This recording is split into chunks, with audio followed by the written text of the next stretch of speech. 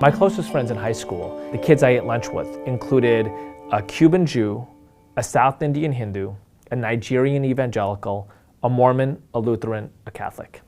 And we talked about everything under the sun, as 16-year-old suburban high school kids are wont to do. We never talked about religion.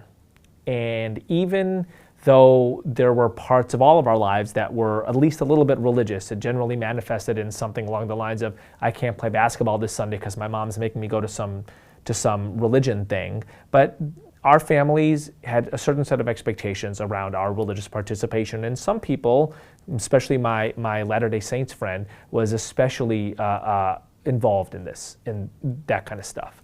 So why does it matter that religion was not part of the conversation?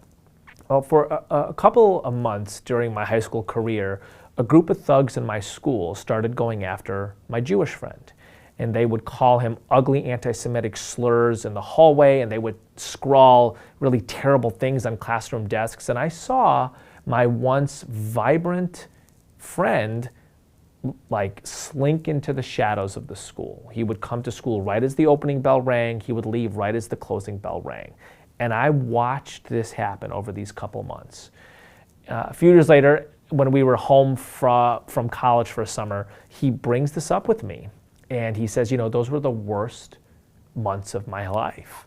And the part of it that really sucked wasn't what those thugs did to me. It was watching you watch me suffer and do nothing. Why'd you do nothing? And, you know, I'm 43 years old, and I've done a lot of dumb things, and that's the most humiliating moment of my life, is my friend calling me out on a moment of, like, profound weakness, right? Like of the opposite of courage, right? And I told a story to my dad, who is not a ritualistic Muslim at all, but he was like, you failed your friend and you failed your faith. Like, what do you mean I failed my faith? He's like, we're Muslims, Eboo. We stand up for people who are hurting. That's the core of the religion. That's what it means to be Rahmatul Alameen, a mercy upon all the worlds, as Allah says to the Prophet Muhammad in the Holy Quran, right?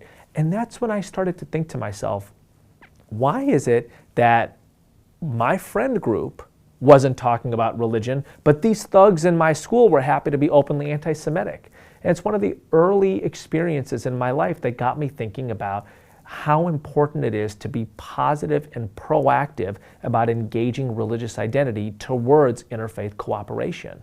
And that is now a norm in American life, right? Like your elementary school where you send your kids, the hospital where your kids were born, right? Those are all religiously diverse places, and that religious diversity matters. I mean, let's think for a moment about how religious diversity intersects with healthcare. Different religious orientations literally have different definitions of when life begins, have different definitions of what to do when a baby is born, have different definitions of what a good life is, and have different definitions of when a person dies.